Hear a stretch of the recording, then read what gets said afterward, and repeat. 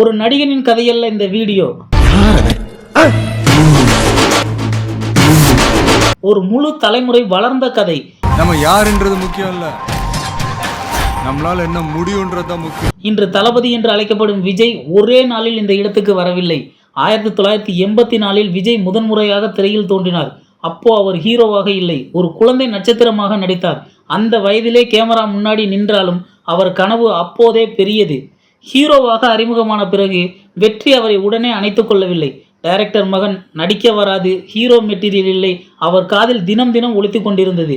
தொடக்கத்தில் பல படங்கள் தளபதி விஜய்க்கு ஓடவில்லை என்றாலும் அவர் இந்த திரையுலகை விட்டு ஓட வேண்டும் என்று ஒரு நாளும் நினைத்தது இல்லை. ஒரு நாள் அவரது திரை வாழ்க்கை மாறியது. மக்கள் தளபதி விஜயை ரசிக்க ஆரம்பித்தார்கள். அவரது நடிப்பு, டான்ஸு, டைமிங் எல்லாத்தையும் மெதுவாக மாற்றிக்கொண்டார். வெற்றியும் தளபதி விஜயை வந்து சேர்ந்தது. ஆனால் அதனை தலைக்கு ஏறாமல் பார்த்து கொண்டார். ஏனென்றால் இந்த இடம் சாதாரணமாக கிடைக்கவில்லை, கடின உழைப்பால் கிடைத்தது என்று தளபதி விஜய்க்கு நன்றாகவே தெரியும். விஜய் படம் என்றாலே ஒரு நம்பிக்கை. அவர் வசனங்களில் மக்களின் கோபம் இருந்தது, நம்பிக்கை இருந்தது, வலிமை இருந்தது. அதனால்தான் விஜய் ரசிகர்கள் மட்டும் கிடையாது, ஒரு குடும்பமாக இருப்பார்கள். உச்சியில் நின்ற பிறகும் அவர் மாறவில்லை. விழாக்கள் குறைவு, அவரோட பேச்சு குறைவு, ஆனால் அவர் செயல்கள் அதிகமாக பேசின. தளபதி விஜய் ஒரு கட்டத்தை நிறைவு செய்கிறார்.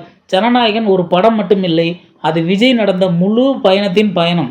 விஜயின் கேரியர் வெற்றினால் மட்டும் எழுதப்படவில்லை, அது தோல்வி, பொறுமை, நம்பிக்கை, மக்கள் இதையெல்லாம் சேர்த்து எழுதப்பட்ட ஒரு வாழ்க்கை. Actor come and go, but Thalapathy become an emotion. செலிப்ரேட்லாம் பண்ண மாட்டீங்களா? செஞ்சுட்டா போச்சு.